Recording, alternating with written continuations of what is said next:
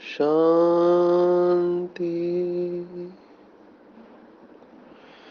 आज 27 जुलाई 2022 भारत में बुधवार है।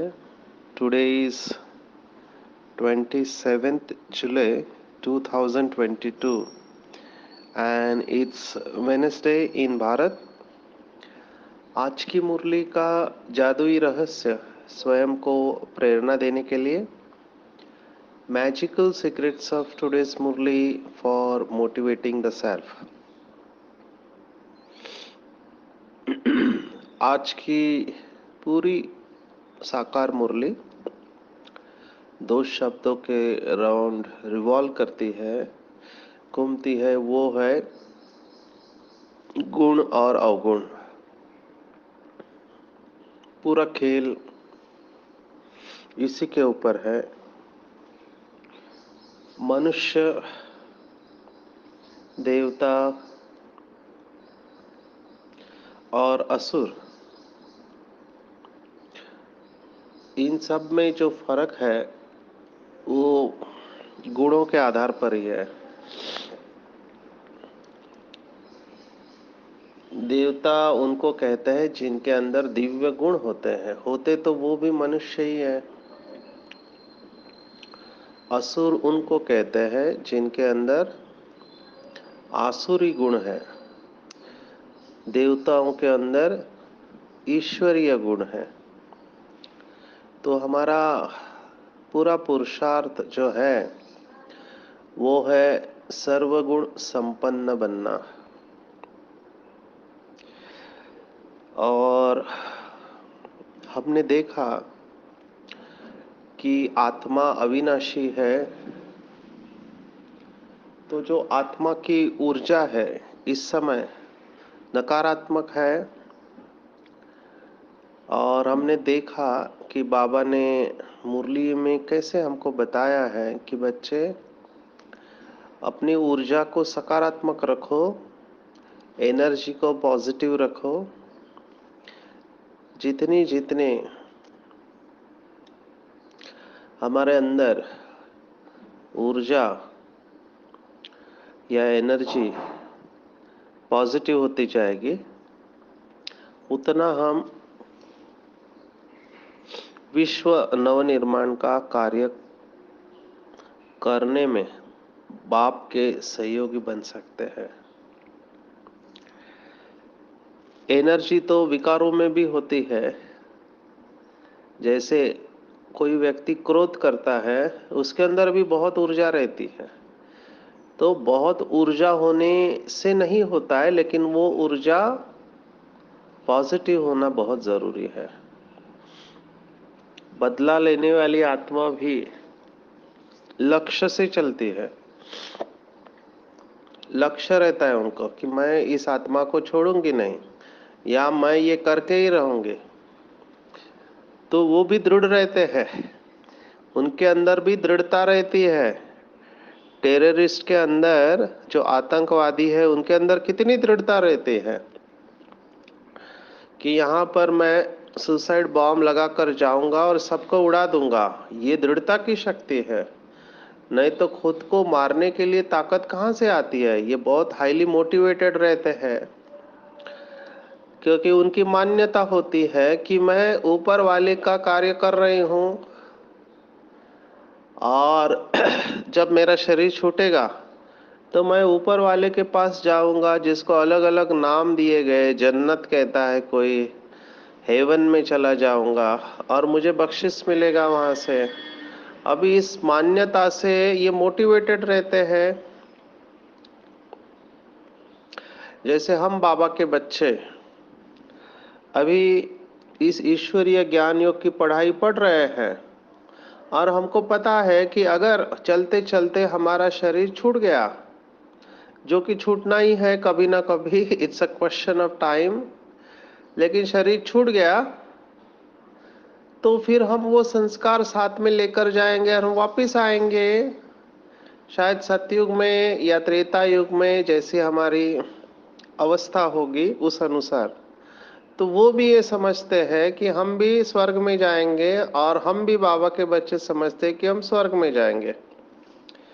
तो कहने का मेरा भाव था कि निगेटिव ऊर्जा वाला भी व्यक्ति हाईली मोटिवेटेड होता है, हाईली मोटिवेटेड होता है, लेकिन फर्क क्या है, तो वो डिस्ट्रक्शन का काम करता है और हम कंस्ट्रक्शन का काम कर रहे हैं, है ना।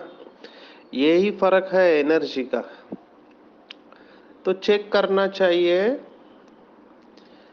कि मुझ आत्मा की ऊर्जा विधायक काम कर रही है या विध्वंस काम कर रही है।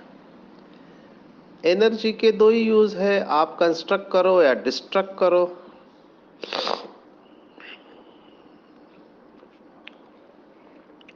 बाबा ये चाहता है कि ड्रामा प्लान अनुसार हम विश्व नवनिर्माण का कार्य करें, और ये तभी संभव है जब हमारे अंदर ईश्वरीय गुणों की धारणा हो।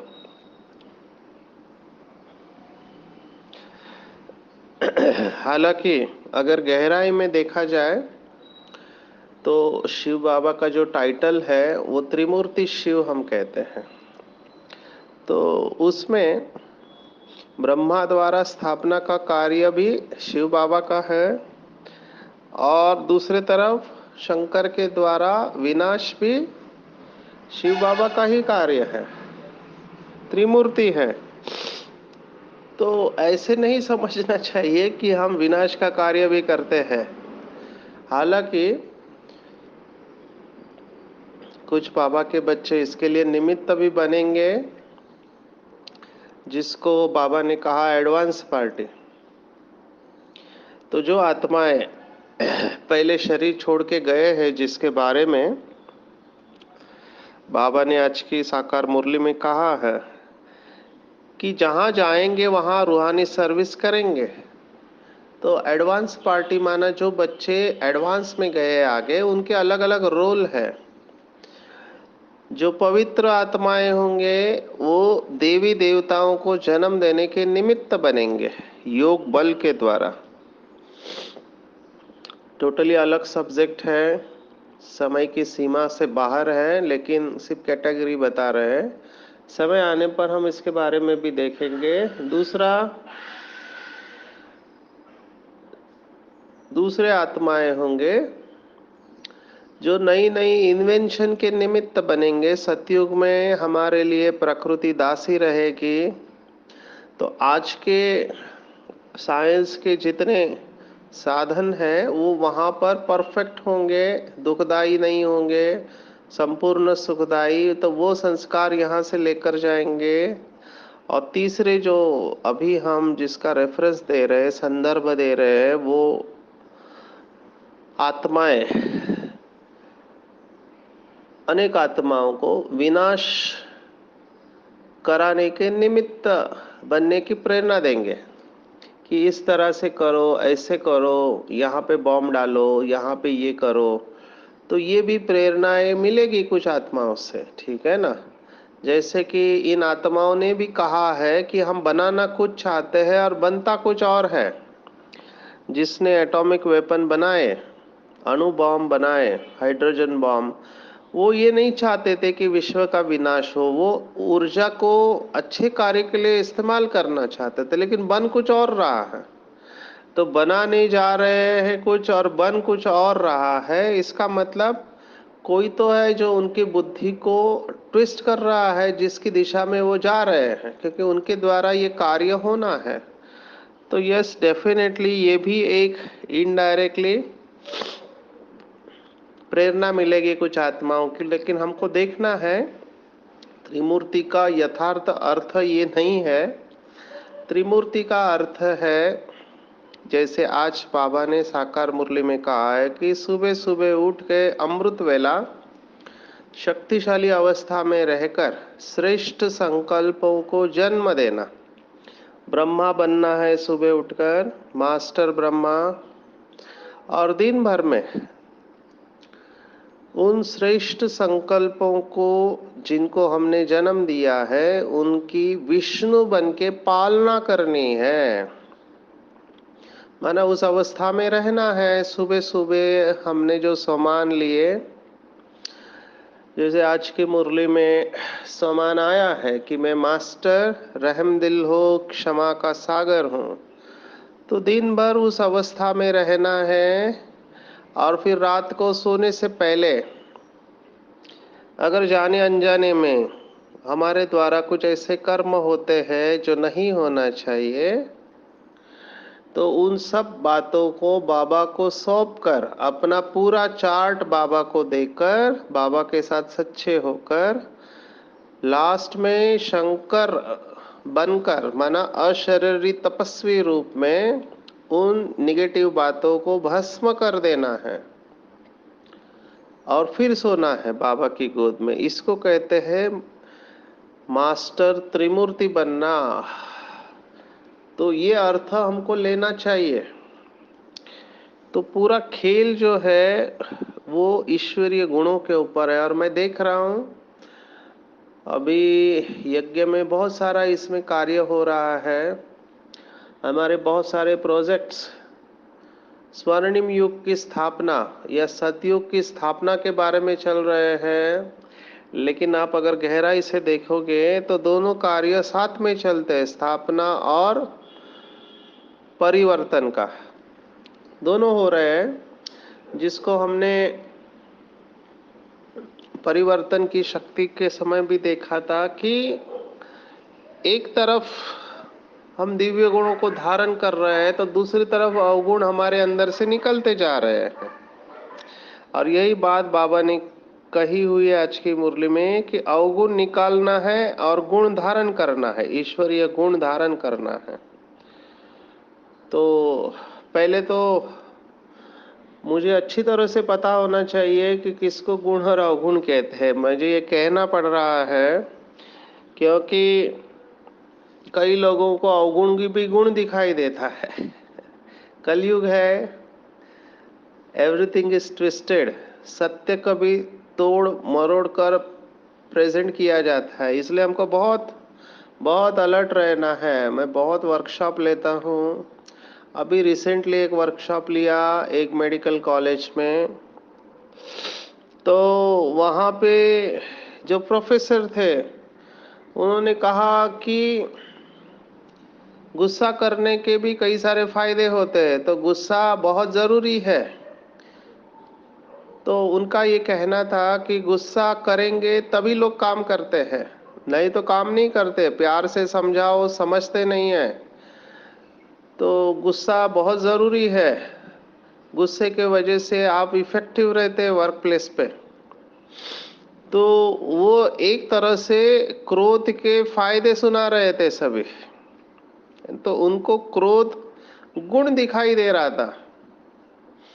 अभी आप सोच सकते हैं, और उन्होंने इस तरह से कन्विंस किया सबको कि हम लोग, अभी ये टॉप टीम बैठी थी मेडिकल कॉलेज की और मैं फैसिलिटेट कर रहा था, तो हम अपना एक्सपर्ट ओपिनियन नहीं देते हैं जब फैसिलिटेशन मोड में रहते हैं। तो हम केवल प्रश्न पूछते हैं। ये एक ट्रेनिंग का तरीका है जो लोगों को थोड़ा आजकल समझ में नहीं आता है, लेकिन ये ट्रेनिंग का तरीका है कि अपने एक्सपर्ट ओपिनियन से सामने वाले को प्रभावित नहीं करना है।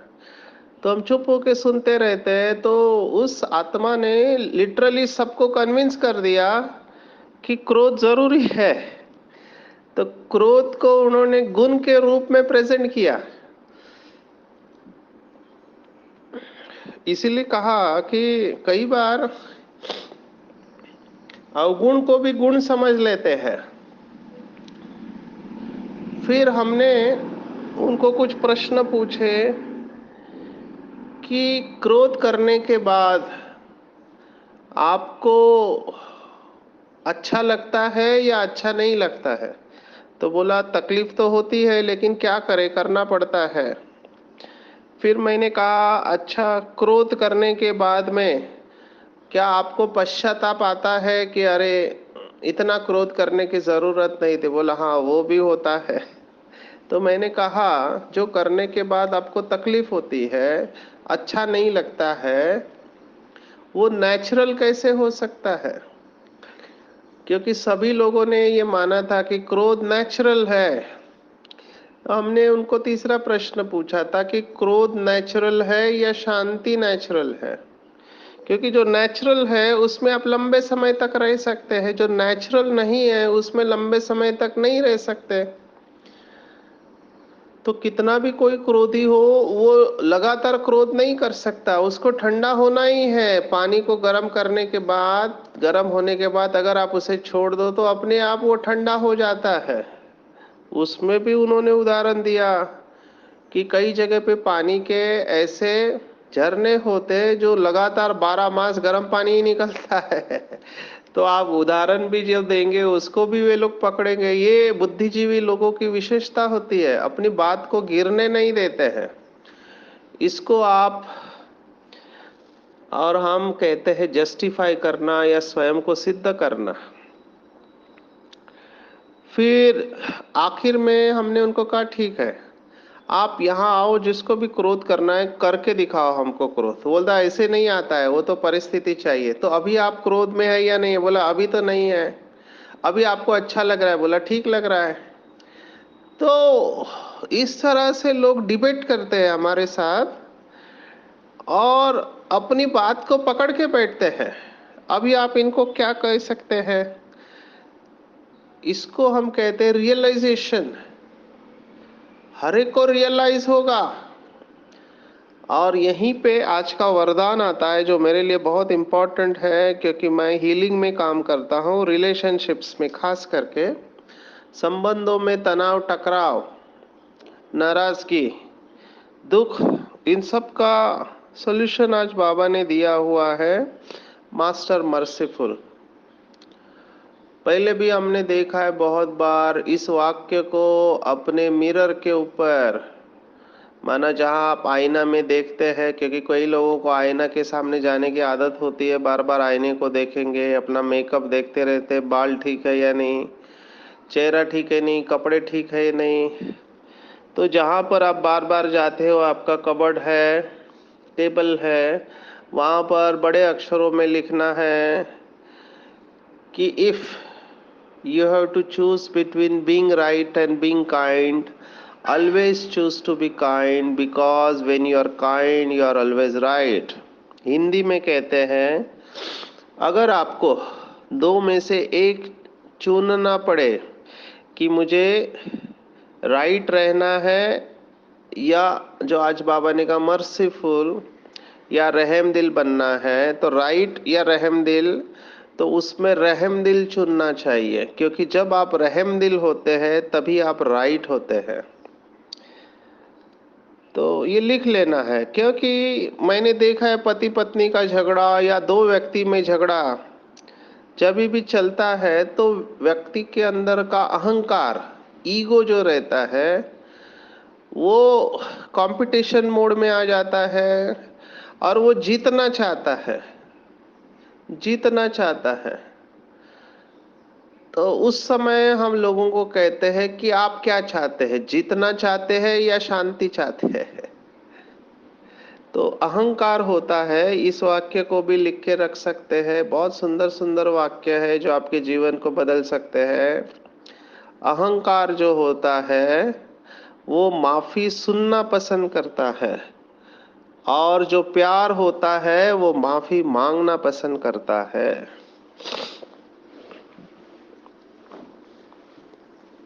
मेरे पास बहुत ऐसे केसेस हैं जो अहंकार के वजह से टूटे हुए हैं, रिलेशनशिप खराब हो चुके हैं, एक दूसरे को छोड़ने को तैयार है पर अपना अहंकार छोड़ने को तैयार नहीं है।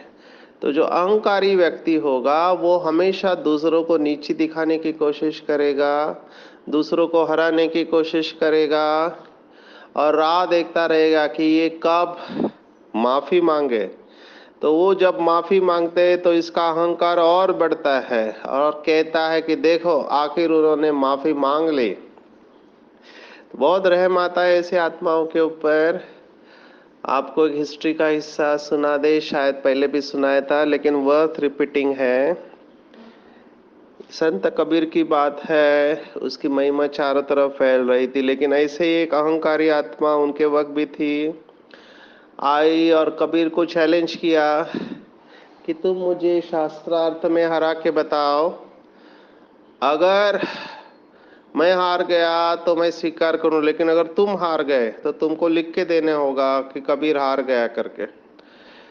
कबीर ने तुरंत उसी वक्त कागज के ऊपर लिख के दिया कि कबीर हार गया और वहां से चले गए ना। This is highest form of intelligence, सबसे बड़े समझदारी इसे कहेंगे। अगर मैं ऐसा लिख के देने से उस आत्मा के साथ जो मैं डिबेट करने वाला हूँ, निगेटिव एनर्जी का एक्सचेंज होने वाला है, मैं राइट या तुम राइट इसमें जाने वाला है, इन सबको बाईपास कर दिया एक सेकंड के अंदर। कितना बड़ी समझदारी है। बाबा भी मुरली में कहता है कि आपको जब आप किसी को ज्ञान समझाते हैं, किसी के साथ डिबेट नहीं करना चाहिए। डिबेट में बहुत ऊर्जा जाती है, पर ये कलयुग की विशेषता है, लोगों को डिबेट में एनर्जी मिलती है। इसको हम हिंदी में कहते हैं अहंकार का पुष्टिकरण, अंग्रेजी में कहते हैं ईगो ट्रिप, ईगो बूस्ट करना। संत कबीर ने सब प्रोसेस को ही बाईपास कर दिया और ये आत्मा बहुत खुश हो गई, अरे कबीर हार गया करके। तो कोई विश्वास नहीं कर रहा था कि ऐसा कैसे हो सकता है, तो उसने कागज दिखाया, देखो कबीर ने ही लिख के दिया कि कबीर हार गया। और लेकिन वंडर ये हुआ, वो जिसको कागज दिखाता था वो कागज पे लोगों को दिखाई देता था कि कबीर जीत गया, कबीर जीत गया, कबीर जीत गया। तो यहाँ पर भी बाबा ने मुरली में कहा हुआ है कि संबंधों में हार खाना, या जिसको बाबा ने कहा, कई बच्चे कहते हैं कि हर बार मुझे ही मरना है क्या, दूसरा भी तो मरे। ये रिलेशनशिप में होता है। अभी आप सेंटर पे है या और कहीं पे सेवा कर रहे हैं, तो कुछ आत्माओं को लगता है कि हम ही सेवा कर रहे हैं, हमको ही मरना पड़ता है, दूसरा तो बहुत आराम से चल रहा है। तो एक ऐसी फीलिंग आती है। तो बाबा ने उसका जवाब दिया कि संगम युग पे मरना माना पूरे कल्प में लोगों की दिलों में और परमात्मा के दिल में सदा के लिए जीतना। तो ये मरना तो बहुत अच्छा है, उस मरने में तो तकलीफ होती है, लेकिन इस मरने में कमाई है। बेसिकली बाबा यही कहना चाह रहा है कि आप अपनी ऊर्जा को सकारात्मक रखो, और यही आज का पूरा वरदान है। एक्चुअली इस वरदान के ऊपर हम घंटों जा सकते हैं। हमारा पूरा मॉड्यूल है विहासा का, जिसका नाम है कंपैशन। विहासा ये ट्रेनिंग प्रोग्राम है, values in health care spiritual approach. इसमें पूरा वैल्यूज के ऊपर हम बताते हैं। तो कई लोग मैंने देखा है दूसरों को सुधारने के लिए शिक्षा देते हैं, माना सुनाते रहते हैं ऐसा होना चाहिए वैसा होना चाहिए, तुमको ये समझ में नहीं आता वगैरह वगैरह। तो बाबा ने कहा है कि सिर्फ शिक्षक नहीं बनना है। सिर्फ शिक्षक बनेंगे तो लोगों को हर्ट होगा, लोग दुखी हो जाएंगे। और लोग आजकल मैंने देखा है सहन शक्ति समाप्त हो गई है। एक आत्मा को मैंने पूछा, जब वो डिस्टर्ब थी तो मैंने पूछा कि शिव बाबा याद है क्या, तो उन्होंने फटाक करके क्रोध में मुझे कहा कि तुमको याद है क्या शिव बाबा। मुझे तो बहुत रहम आ रहा था, मैंने देखा ये अब सुनने की अवस्था में नहीं है। तो शिक्षक बनना, सिर्फ अगर शिक्षक बनेंगे तो लोग एक्सेप्ट नहीं करेंगे। शिक्षक के साथ क्षमा करना है, और ये बोलने की बात नहीं होती है, ये वाइब्रेशन का खेल होता है पूरा। बाबा ने बहुत बार कहा मुरली में कि सामने आपके कोई गुस्सा करने वाला आता है तो गुस्सा माना उसके अंदर क्रोध का भूत है। तो अगर आप उधर लंबे समय तक रहे और आपकी एनर्जी पॉजिटिव नहीं है तो भूत आपके अंदर प्रवेश कर जाएगा। इसका मतलब उसकी नकारात्मक ऊर्जा आपके अंदर आएगी, तो वहां से निकल जाना चाहिए, क्योंकि उस समय वो आत्मा सुनने और समझने के मोड में ही नहीं रहती है। क्रोध वाली आत्मा डिस्ट्रक्टिव मोड में रहती है, विध्वंसक मोड में रहती है। तो क्षमा करना ही सबको दुआएं देना है। और बाबा ने इसका कनेक्शन बताया है कि अभी इस वाक्य को भी अंडरलाइन कर सकते हैं। बहुत सुंदर वाक्य है, बहुत मोटिवेट कर सकता है। बहुत पक्का करना है इसको कि संगम युग पर जो बाबा के बच्चे लगातार निरंतर सभी को दुआएं देते रहते हैं भक्ति मार्ग में, उनके जड़ चित्रों से भी अन्य आत्माओं को दुआएं मिलती रहेगी। चेक करना है क्या दिन भर में मेरे द्वारा दुआएं प्रवाहित होती है, या मैं बीच बीच में दुआओं के साथ बद्दुआ भी रहती हूँ।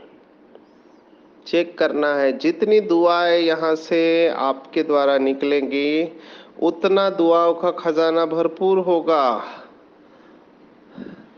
और उतना हमको परमात्मा की दुआएं भी मिलती रहेंगी।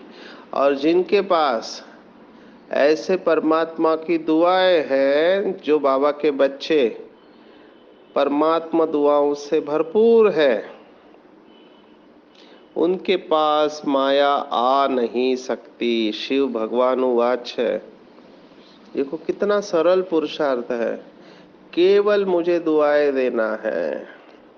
हम जब कभी सबकॉन्शियस माइंड का सेशन लेते हैं अंतर्मन की शक्ति के ऊपर या मन की शक्ति के ऊपर, तब हम उनको सुनाते हैं आप जो भी संकल्प करते हो, जो भी विचार करते हो, आपका सबकॉन्शियस माइंड केवल एक ही शब्द कहता है। कौन सा?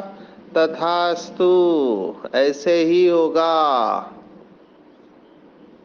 अगर आपने कहा कि मुझे तो सहन नहीं होता है, मुझे तो बहुत गुस्सा आता है, अंतर्मन कहेगा तथास्तु। और आप जब कहते नहीं, मैं विपरीत परिस्थिति में भी शांत रह सकती हूँ, मेरे अंदर बहुत सहन शक्ति है, मैं दूसरों को समझने की कोशिश करती हूँ और हर आत्मा को मैं दिल से दुआएं देती हूँ, मेरा नेचर ही शांति और पवित्रता का है, तो आपकी अंतरात्मा से आवाज आएगी तथास्तु। तो चेक करना चाहिए। कहने का भाव यही था कि क्षमा करो, क्षमा करो, क्षमा करो। लास्ट पॉइंट सुनाएंगे।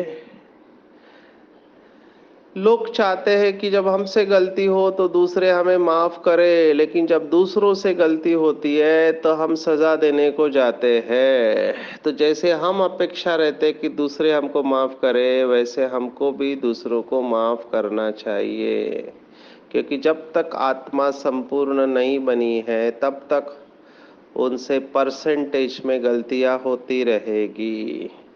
तो अमृत वेले उठ के मेहनत करनी है बाप को याद करने की, और अपने अंदर जो कट चढ़ी हुई है उसे उतारना है। खास घर गृहस्थी वाले कमल फूल समान रहेंगे, सामने वाले की रग देखकर हमको ज्ञान देना है। जैसे बाबा ज्ञान योग सिखाते हैं, ऐसे हमको भी इस रूहानी धंधे में लग जाना चाहिए। दिन भर बाबा ने कहा ईश्वरीय सेवा ही हमारा श्वास है। दिन भर ईश्वरीय सेवा में खुद को मस्त रखना है।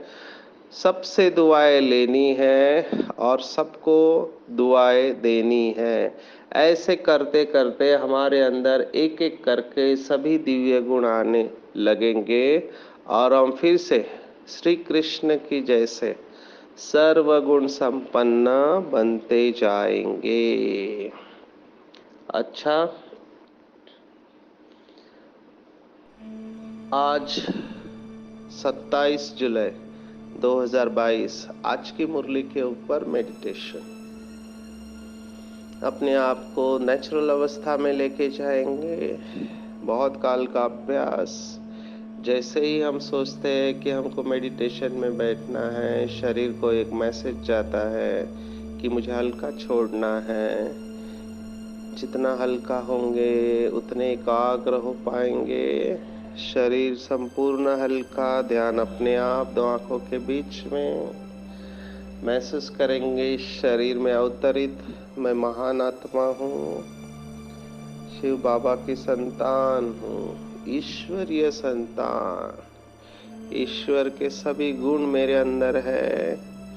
ईश्वर ज्ञान का सागर पतित पावन है, मास्टर रहम का सागर है।